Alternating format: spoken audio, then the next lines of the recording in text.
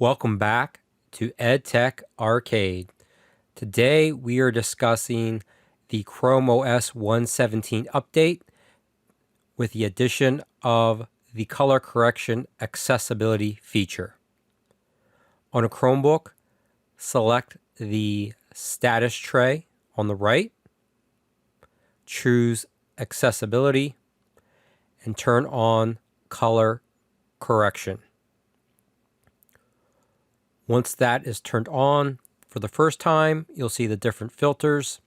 First filter is deuter anomaly, and it's the most common type of red-green color vision deficiency. It makes shades of green look more red. Then you have prot anomaly, which makes certain shades of red look more green.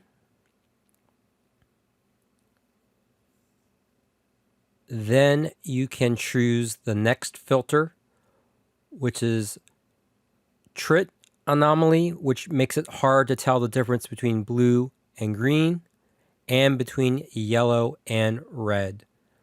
Then you can choose grayscale.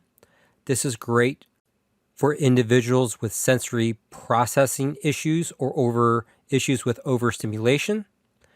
Then when you go back to the filter, you can choose intensity.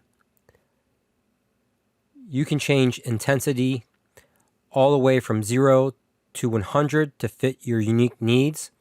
This is a great new accessibility feature for individuals with vision disabilities, specifically color blindness.